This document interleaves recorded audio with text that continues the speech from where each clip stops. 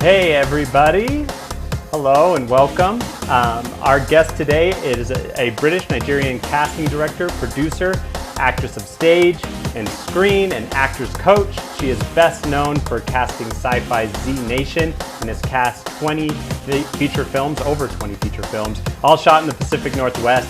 Please welcome Nike Imoru. Hi. Hi. Hello there. Hi, Hi. how's it going? Good. It's going really well. It's great to be here, Tommy. Yeah, I'm excited to chat with you. Yeah. So let's just get into it. So you're Yeah. a casting director in the Pacific Northwest. What's the acting scene like in the Pacific Northwest? Well, we've got to start with, of course, a current COVID age and a pre-COVID age. So speaking in that context, we have a thriving film, theatre, and commercial scene. There are sort of three hubs, Seattle, Spokane, and Portland. And filming happens other places as well, but those are the main hubs. Um, and yeah, there's TV shows that have happened in Portland, Grimm, The Librarians, Wild shot there. Z Nation filmed in Spokane, Washington. A lot of stuff happens in Seattle as well, and there's also a thriving indie scene. So yeah, it's active. It's hopping, as they say. Yeah, Yeah. Also, and commercials as well. A lot of commercials. a lot of commercials Yeah. and what would you say is the difference between those three markets? Is there anything specific or distinct, even from like Seattle to Spokane? Yeah, for sure. I mean, I think that Spokane is definitely a smaller town, and Seattle's a magnificent city. It's a lot harder to film in Seattle. So, having said that, of course, Grey's Anatomy and Fifty Shades of Grey shoot some of their stuff there. But I think the difference is the scale and the infrastructure. So what you have in Spokane is an infrastructure that's ready to for feature films and also for TV shows.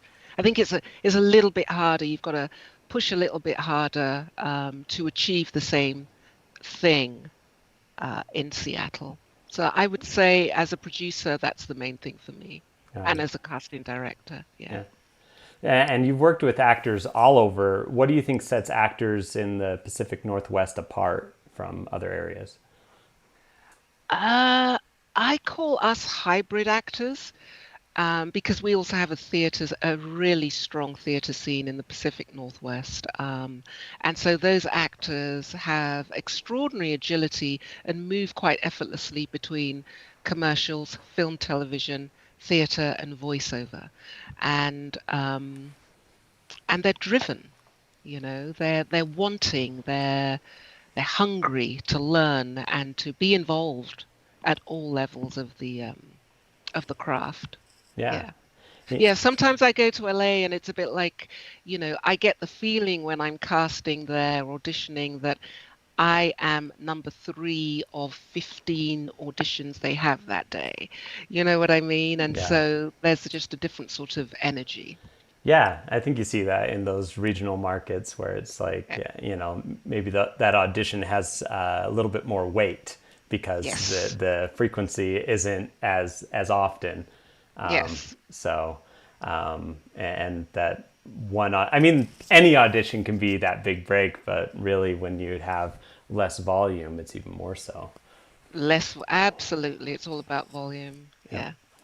Yeah. So, why do you think individuals are compelled to become actors?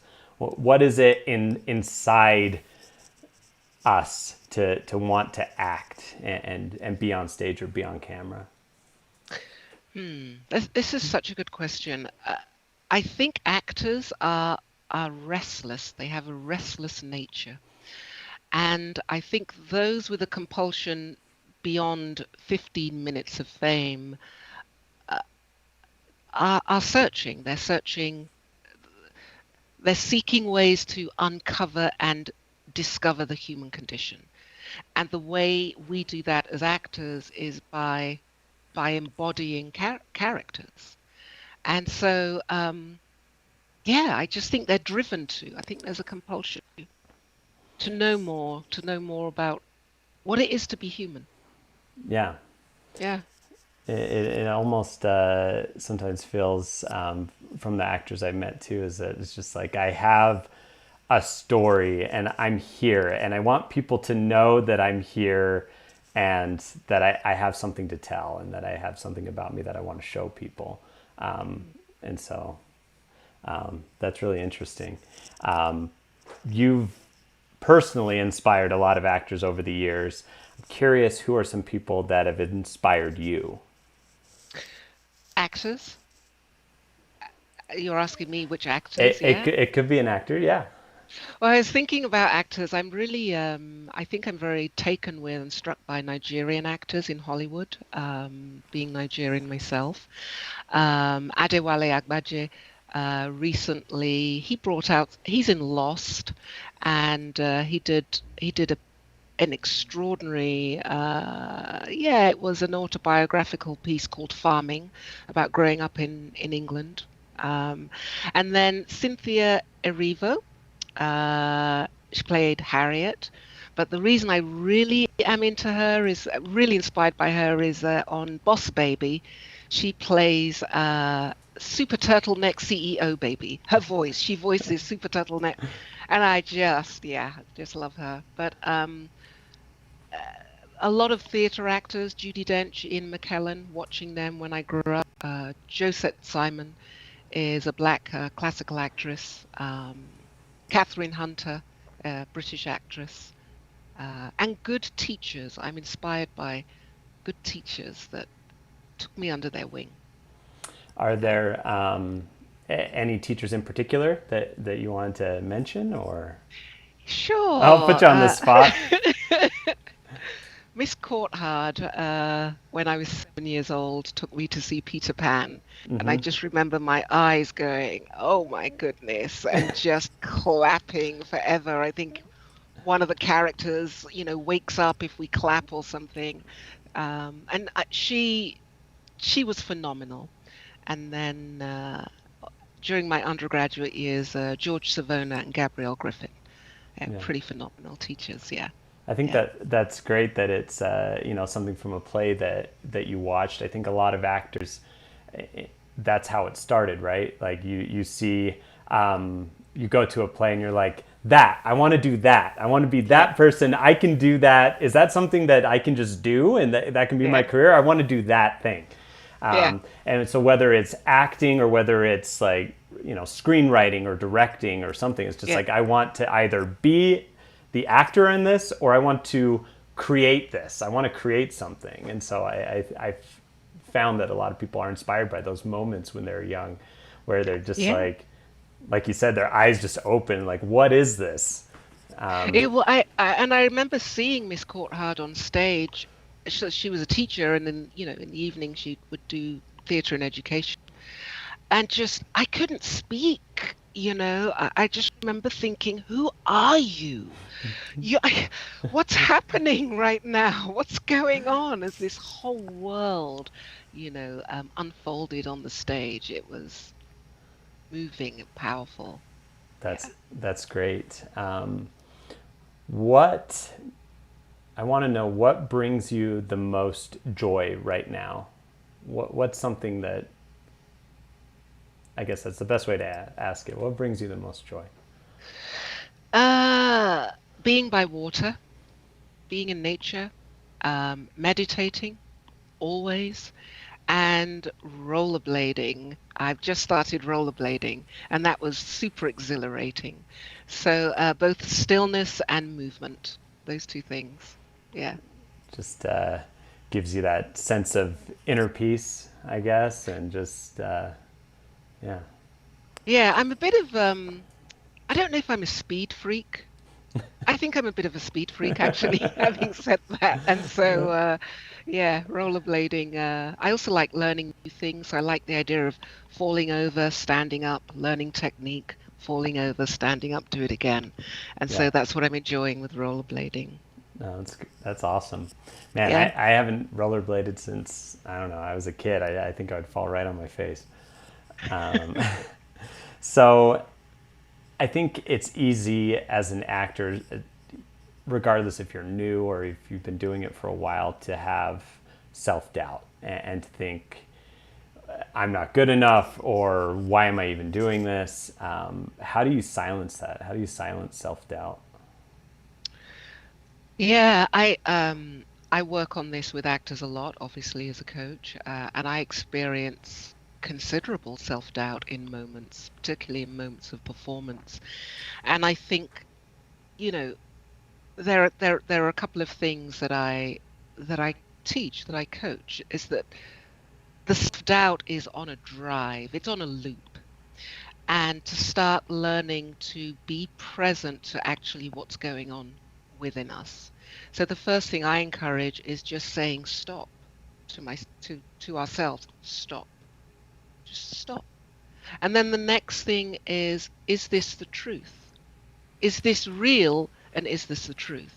And when I ask myself if it's real, of course, I'm like, of course it's real. Are you kidding? I'm in agony right now. But when I actually ask if this is the truth, that halts the process and that stops the loop somewhat. So just saying stop to myself allows things to slow down. I think it's the speed with which our brain is moving that is equally as overwhelming as the voices in our heads. Yeah, I think silencing those voices in your head is really hard, It is. and it's a skill, and it's something that you don't master it, right? You don't like, okay, now I've known how to do it and I'll never have self-doubt ever again. It's a continual Right. thing that you just have to work on again and again and again. Um, I think everyone has moments of self-doubt and imposter syndrome, or wondering Yeah. if like, this is even, if I have these illusions of what I can be, and if they're real or not. And I think, like you said, just taking a step back and saying, is this real? Is this, Is this true? is this true? Is this actually the truth, or is this my own, I don't know, the voices in my head going off again, That's right. that are, all coming from anxiety and stress and the rush of, trying to do multiple things at once. Yeah, I think it's important to be able to distinguish between the committee in the head that's running the show and the truth of the self. It's and so it's something that needs to be repeated. It Practice will make it easier. Yeah. Yeah. I think it takes an immense amount of courage to act. I think there's a lot of people who have dreams of being an actor, and they say that that's something I want to do, but they don't have the courage to take the first step or to do anything to actually work on those dreams. I would say that those who are watching this right now, that's one step towards, like, Yes. I'm actually trying to realize that. It's Right. you're taking the time to hopefully learn something, and it's not easy to do because of that fear of rejection.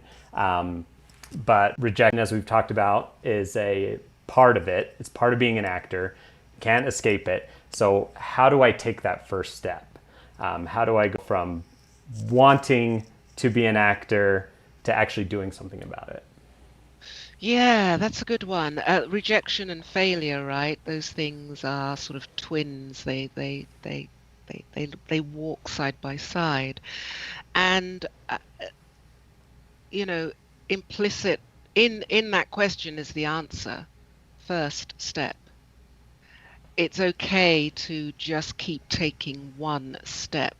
It's baby steps. It's like one of my master coaches said to me once, when we watch a baby develop its motor neurons and we know it's attempting to walk, we don't start yelling at it the first time it falls over. In fact, we do the opposite. We like applaud and celebrate and cheer. Um, and that needs to be the same for us. That we, as long as we can acknowledge that there are going to be bumps in the road, then we can prepare for bumpiness. Beyond that, I would say the first thing is leverage off of lead with your enthusiasm and not your fear. Um, Google is your friend, find out who local talent agents are because they are a wealth of resources. And that's the first step.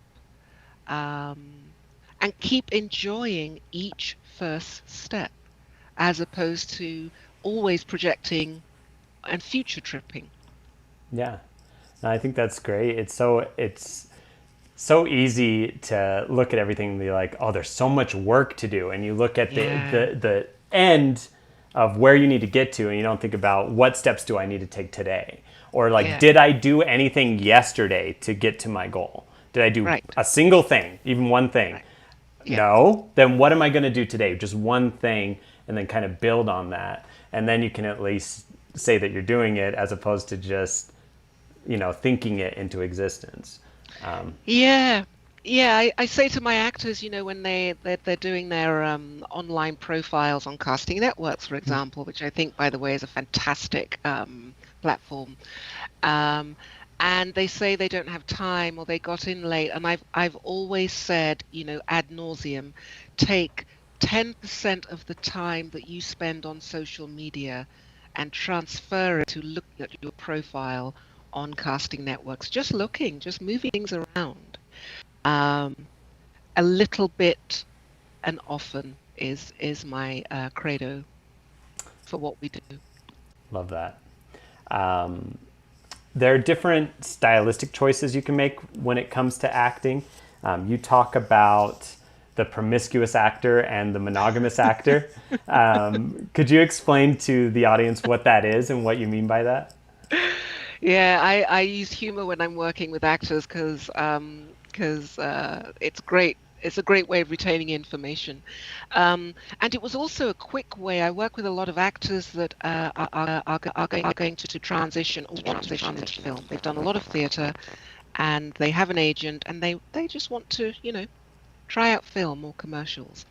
And so the idea of the promiscuous actor, what I say is that most theatre actors are promiscuous on stage. They're having a what appears to be a one-to-one moment with an actor, but really they're thinking of the person in the back row and the person in the front row and the person over there and thinking about light cues. I mean, they're everywhere. They're all over the place, shamelessly. Shamelessly so. They're not hiding the fact that, they're speaking at this volume because it's going to bring in an actor over here. So the nature, really what I'm saying is the nature of theatre is that we are all open and all available as actors. Yet when you come to the film actor, their only concern and their only passion is with the person in front of them.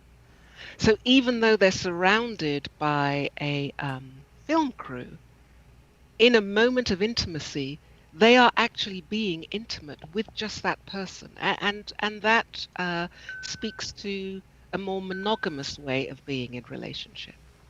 And so that's how I distinguish between the actors need to move from a promiscuous state of mind to a monogamous way of being. No, I like Yeah, that. Yeah, no, it's a good way to remember it. yeah. You just ask, am I being promiscuous right now? Okay, I need to be monogamous. Wanted to talk to you about different role types and opportunities because this just came up with our emailed in questions. Do you feel as though there's still a disproportionate amount of roles for minority actors today? And if so, what can we do about that? Yeah. The $20 million question. Yeah. After Black Panther, I mean, almost the day after Black Panther, I got calls for black actresses that looked like Lupita or what's her name? Denai Guerrera. Now, we want actresses that look like that now. And I had to sort of gently say to these producers, we haven't been inviting them into the audition room. We haven't been inviting these actors of color, diverse actors, even into the classroom. So where do you expect me to produce them from now? It's always about education. It's always about inviting, welcoming, opening up the gates in the industry, and for those who have the power to start wanting something other, not Right. just paying lip service to it, but actually working to have diversity and risking saying no to the norm in order to introduce the other. Um, Right. so it's a difficult one because you can't suddenly have your experienced actors with all the credits now. Yeah. Yeah, No. Yeah. You're right. Yeah. It's yeah, there needs to be continual opportunities on that, like you said, and bringing people into the audition room on a regular basis, because otherwise yes. then you're just how do you expect to bring someone in with experience if you don't give them that experience? Absolutely, and learning to look differently and see differently. I mean, what's, hardwired into people's brains means sometimes it's there's an unwillingness to look anew, to Right. look again. Um, yeah, it's Yeah. a $20 million question, but yeah. Well, along those lines, have you ever had an instance where a role description is essentially looking for that 20 to 30-year-old Caucasian male or female, but you brought people in of color for that role and ended up booking someone that didn't necessarily fit that role description? The most striking one, and I was so clear that this needed to happen, was I was auditioning for the role of a 40-something, obviously Caucasian Elvis impersonator. And the person that booked it was a black 20, 30-something actor, male. And that was just, it was brilliant. And he's actually going to be the next, he's going to be the first black Batman, Brandon Marino. I'm just putting that out there. Oh, Um, but yeah, when I studied in England, I was never cast in black roles. I was just cast in roles as an actress. And because there were more women studying theatre than men, we just always took male roles without thinking. So as a black casting director, it's nothing for me to decide to mix and match. right. Yeah. Yeah. No, I think looking outside the box is something that a lot of casting directors, try to do, and I think that that's great, and hopefully there'll be more and more of that as well, just to make sure we have just more diversity in general across the board Absolutely. when it comes to casting projects. How do you see this is a lofty one and it comes up every stream, but how do you see the events of 2020 changing the industry moving forward? What are some things that you can foresee changing? And I know it's a hypothetical. Yeah. Can I just answer the question about where I had my nails done? Yeah, your nails look great, by the way. Where'd you go? Um, before the Black Lives Matter movement, um, COVID uh, had us all questioning what's possible, and it seemed like such a challenge. But since the demonstrations and protests, COVID suddenly seems so solvable, you know. Um, I think that there'll be new protocols, and I think seriously the film industry will uh, develop them, deepen them. I think we'll find ourselves probably making films before there's even a vaccine. And I think that because we're so creative and hungry to be working, we will and are working on COVID protocols. So we will have COVID sets. Um, I think in terms of the Black Lives Matter movement, what do I see changing? Well, Hollywood right now is in a frenzy with both pandemics, and I've read all the well-meaning emails stating we'll stand with the Black Lives Matter movement and here's how we're going to change. But I'm curious to see how consistent over decades Hollywood will be. Or any filmmakers, I'm curious to see whether we only trend when there's a murder, when there's injustice caught on camera. Because any of us are only as good as our word. Right. So I don't know. Now I can say that COVID will change sets, protocols will emphasize safety, there will be rigor, there will be such a respect for health and safety. I'm curious to see. The jury is still out in terms of diversity as a whole within the film industry. I get that we trend when there's an event, but what happens when we're not trending? Yeah, you don't want to see something like that be solely reactionary. Correct. You want that to become, kind of more of this is the right thing to do, and this is, what people want to see, and this is, it's actually good for the industry in so many different ways, and so one can only hope. Yeah, it's interesting because I think that with what COVID is going to do is it's going to transform the nature of filmmaking, not just change it, but transform it. And I think currently with the Black Lives Matter movement and with the film industry, I could see people making changes, but I'm looking to see a transformation. And Yeah. they're qualitatively different. No, that's wonderful. We're all hoping. Yes, we are. On a different note, a question that has come up a lot is regarding new faces. We've got a lot of emailed in questions from talent saying, how can I, get your attention? I'm new to the scene. What's the best way, or your favorite way to discover new faces? Me personally, how do I? Yeah, you personally. Yeah. I go to the theatre. I sneak in through a little entrance somewhere. I disguise myself. I sit in the back. I relish in the performances, all of them. I take them all on their own terms. I sneak out very quickly, and then I contemplate the actor. I love actors. It's a secret to no one. And I just think about what they could bring, if they were in a class, what they could improve. So that's mainly how I do it. More recently, in the absence of theatre, I've set up a Zoom general audition call, inviting actors to choose their own pieces and tell the story they wish to tell through that body, through that instrument.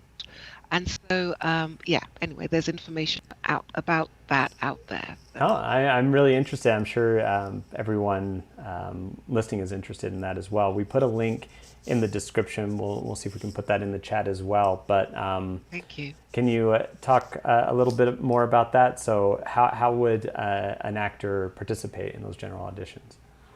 Right. So my goal was, because I always have a goal and intention. Actually, my intention was to see every diverse actor on the planet, literally on the planet, and I want them to choose a monologue no longer than 2 minutes, because I will stop you at 2 minutes, that speaks them, that bespeaks them, that they are hungry to tell, and maybe something they write, and maybe something they find, and then just sign up.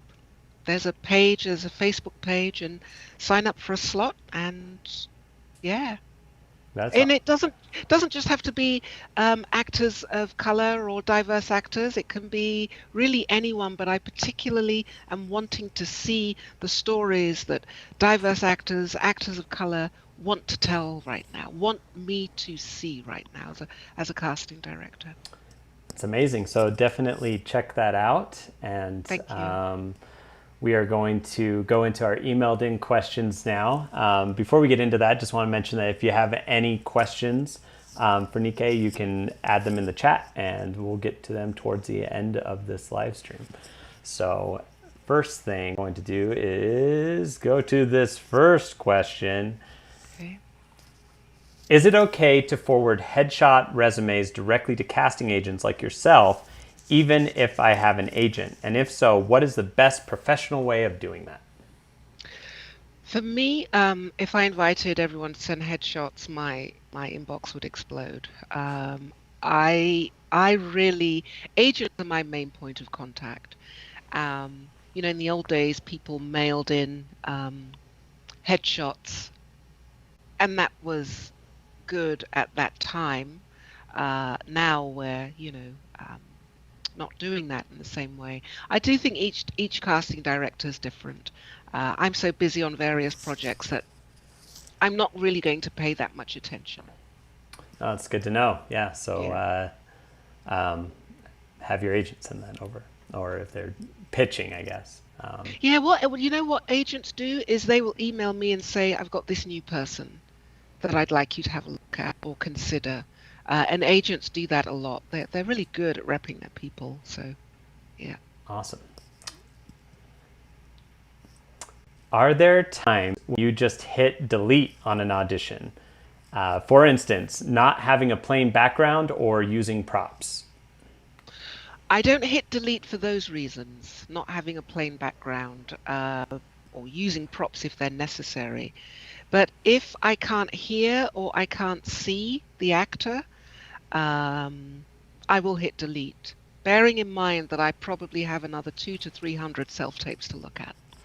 Yeah, I think that's fair that, if you send in a self-tape and you don't follow the directions, or if it's impossible to see or hear you, then the casting director isn't going to, spend the next 10 minutes trying to work it out so that they can, figure it out. There's just too much to go through. So, yeah, number one, follow directions. Number two, make sure you're seen and heard. And those are all, fairly simple things to do. Just watch that back and make sure that, you can actually understand yourself and see yourself. Next question is, what impresses you more? An audition that is pretty straightforward and simple in regards to who the character appears to be, or one where the actor makes some not so obvious choices? Yeah, I love the not obvious choices. That's where I see an actor really crafting, really doing their thing. There is nothing wrong with the simple and the obvious. I remember an actor saying to me, I've got this audition, it's one sentence. And I said, sometimes, one sentence is one sentence. There's just keep it real. Yeah. But having said that, I do respect and appreciate actors that try something else. Yeah, I think especially if you're watching so many auditions back to back, if someone brings something unique to the table, that can be a breath of fresh air. Yes. Should actors network at auditions? And if so, how can actors make connections with casting directors?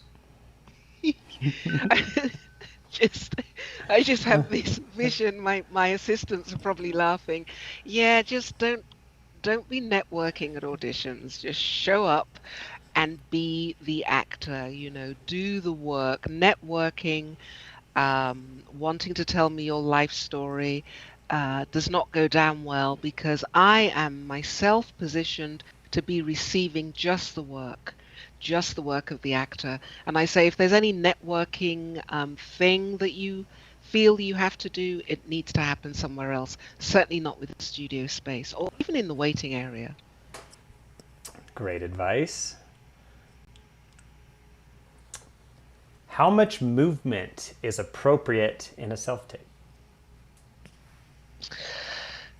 It depends on the scene. I always say, I think it's because I was always taught to follow the rubrics, follow the rules. If there's an action scene, I think of when I occasionally audition and it's like a stunt scene, in those moments, I will mark out the moves within the frame. I don't go too crazy. So whatever the scene calls for, respond to appropriately as an actor. Couple more, and then we'll get into everybody's questions. Yay. What's the best way for an unrepresented actor to get your attention? Get an agent. It's the only way to get my attention, is through the agents. Simple and straight to the point. Yes. And last one, do you put more weight on an actor's previous credits or the strength of the audition callback when making final decisions? Would that be a common approach amongst most casting directors? I can't speak to most casting directors, but someone's previous credits will get them in the room. And then when they're there, it's what they do on the day, what they do in that moment, mostly. Because, people have good days, bad days. And so someone can come in with no credits and blow me away completely, and they will get the role likely, or they will go forward to callbacks. So I think previous credits, get you in the room, and then it's what you do in that moment.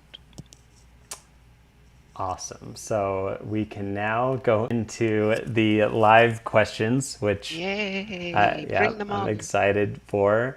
So Soko has this question. What are the chances of recovering from a bad audition? Do you find that you hold on to what you remember if an actor didn't do well the first audition round? About how many times before a reset? So she wants to know how...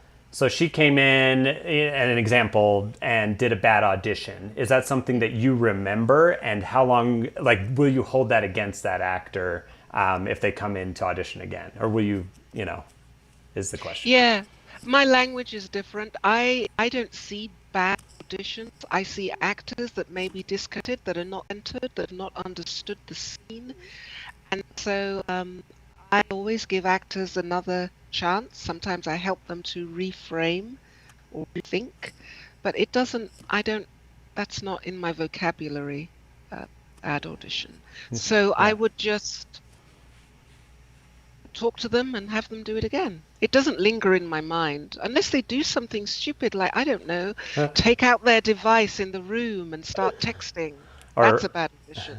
Or fight your session runner or something like that. But yeah, start whining about the reader. But you know what I mean? Otherwise, it's an audition, right? It's an audition. Yeah, there's, that's a great way to put that. Temple asked, who's your all-time favorite actor? Oh, my goodness me. I don't know if I have an all-time favorite, but I'm thinking, as this actress in England, Catherine Hunter. I mean, I haunted her from theatre to theatre in the UK. On screen, every actor I ever see there. Every actor is your favorite. Yeah. I like that. So this is a generic question, but I feel like there's some things that we can talk about with this. Stella said, I'm struggling with my acting career. What do I do? So I know that that's very generic, but maybe we can talk about, if when we talk about struggling, more often we're most likely talking about not booking anything. So it could be you're not auditioning at all, or you're auditioning and you're not booking. But maybe we could talk about specifically, I'm auditioning and not booking anything. Are there things that I as an actor should be thinking about, or that could potentially improve my chances of booking something? Absolutely, and I'll get to that. I always go deeper with the actor and want to know what the nature of the struggle is. Is it self-doubt? Is it based on something within them that believes that they're questioning even whether they should be an actor? Um, so I would want to drill down into that. But yeah, let's say I haven't booked anything and then amplified by, but everyone else around me is booking, which is what I often hear. Uh, I would have a conversation with my agent and be willing to hear truths, to go to the agent and say, I want to have an open and honest conversation about your perception about why I'm not booking at the moment or haven't booked anything for a year. Um, this is and start to open up that conversation, because it's always important to see perhaps what someone else is seeing of you and your work, to hear, but to be really willing to hear. No, I think that's great. I think having an Yeah, outside perspective is super helpful, especially with an agent who, yeah, is directly involved with that. So I think that's great advice to chat with your agent and sit down and see what they think and maybe pivot and maybe, make some adjustments, just like anything else. Like, there's maybe that's the question we could talk about as well. When do you pivot versus just sticking with something, right? Like that's a yeah. hard thing to know when you should just change your direction on something. I think that's such a good question. My niece, I was on the phone with my niece the other day. She's just started to learn guitar and she does lots of things, including soccer. And she said, I really want to give up the guitar because I just want to learn how to play straight away and I'm bored of it. And her mum and dad have said, no, you're sticking with it. You can't pivot out of this. I think, how do you know when to pivot? I do. I think you've got to find out if you're still passionate. Have these truthful conversations. What's what, if anything, is wanting to make you pivot, and what is making you want to stay, you Yeah, know? yeah. And then, yeah, I think you have that conversation with your agent and really think like, is this working? Is this really what I want, or can I tweak it a little bit and not completely change who I want to be and the roles I want to go out to, but maybe we can adjust this a little bit yeah. and think this through a little bit more so that we can book. And yeah, Because I think agents, they know you and they know you relative to, comparatively, with everyone else that they represent. And they know the casting directors and they know the industry. And so that's why I say talk to your agent. But sometimes I hear people saying, well, I don't get on that well with my agent. And I think, well, let's start there, with yeah. that relationship. Yeah. I like this question because it's simple, but I don't know, maybe there's something to it. Deja asked, have you ever cast someone that did a bad audition? And again, I know we said there's no bad audition, but let's just say they didn't have the strongest audition, but they got cast anyway. Yes. I've cast someone who's been having a bad day. Yeah. But then again, I work very closely with actors in the adjustment to get the adjustment. And so I can see whether they have the potential, but for some reason that day they can't deliver. I know enough about the actor animal, as I call them, and whether they have the stamina or the whatever it is to bring it on the day. It's a risk, but yes, I have done. No, that's great. That to know that it's not, your body of work can sometimes speak for that as well. If you've had, Absolutely. previous roles where you know, that you've seen where they did a great job with it.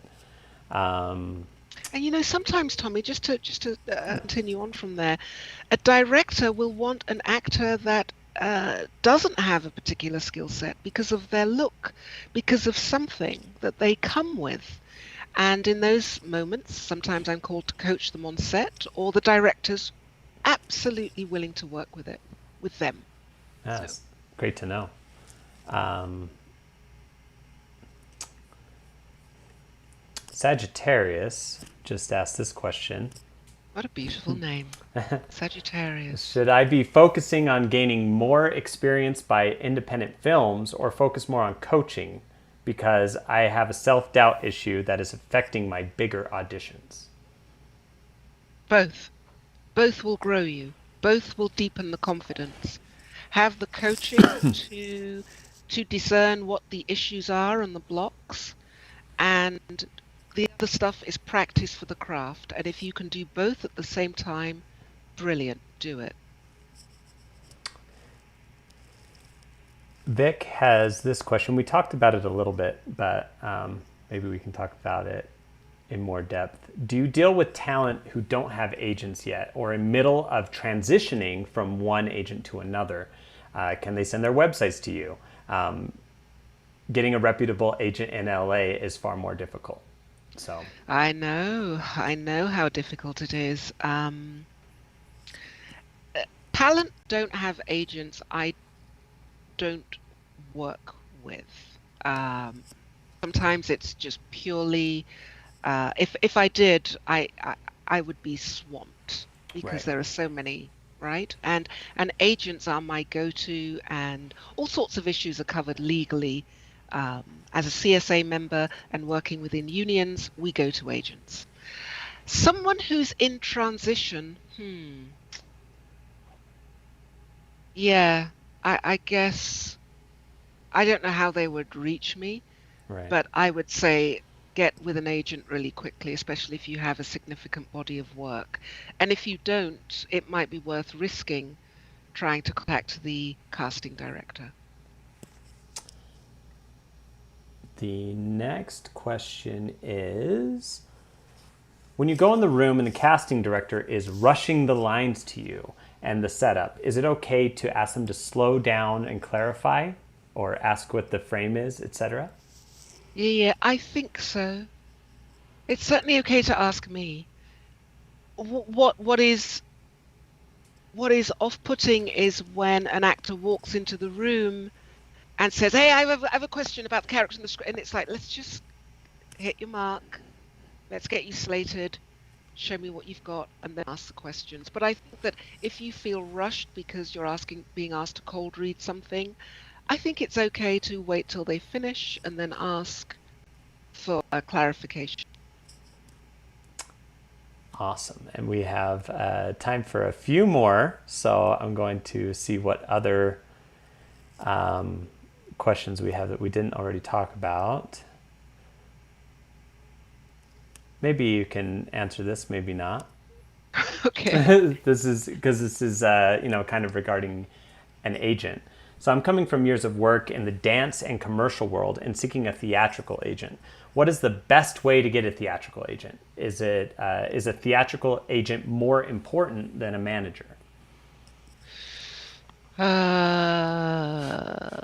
I got to be careful what I say here. I know. So let's just start with. Okay, I have representation like dance representation, commercial, and now I want theatrical representation. The first question that comes to mind for me is, does your agent represent theatrical talent or work in a theatrical space already? Because Sure. I believe in the Northwest, a lot of time they do. There'll be commercial and theatrical agents. It's not necessarily separated out. So in terms of like, do you want to get, and I guess that's another question for you that I don't know off the top of my head. In Seattle, do you know if talent are typically exclusive with one agent, or in Washington or Portland or? Yeah, I believe each agency is different. Um, but I believe, Talent have agents in the Northwest and in Atlanta and in Right. LA. Yeah. So I don't know that we can speak of exclusivity. Right. But for someone wanting to transition from, say, dance into the theatrical world, have the conversation with the agent because the agent has those potential contacts. Right. It's even if it's not as though you're abandoning them. you're asking them how to get into another part of the market, and they might say, "Oh, we do that," or "We don't do that, but here's who I recommend." Definitely. Yeah. Yeah, Yeah. yeah. It's a great way to go about it.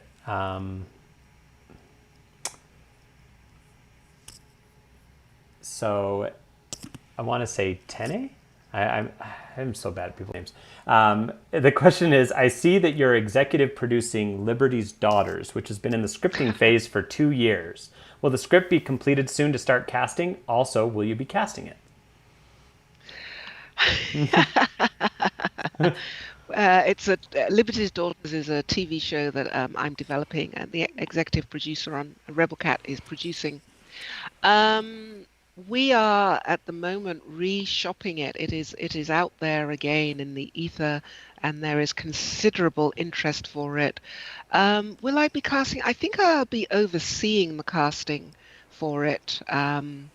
Yes, it's high on people's radar at the moment. Thank you for asking about that, by the way. Did I answer that whole question, Tommy? Was there another part to that question? No, I think that was it. Yeah. I think we have time for one more question. So let's pick something that you can answer. That's a good I one. like impossible questions let's as do, well. let's So, do an impossible one. So this is from Denisa. When it comes to auditions, are there always multiple callbacks and screen tests, or does it depend on the role or character? it depends on the role and the character. So usually the bigger the role, for example, if it's for television, if it's a series regular role, there are multiple layers of auditions, and certainly in my experience, even for day player roles, there's, a couple of round of auditions, including a callback. Um, so yeah.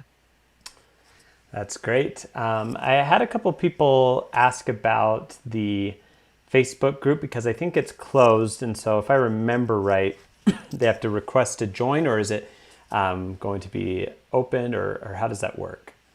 I think it's going to be, now this is where I need my assistant Jennifer, but I keep putting you on the it spot. yeah, I think they can request to join in some way or go through their agents. Is that right?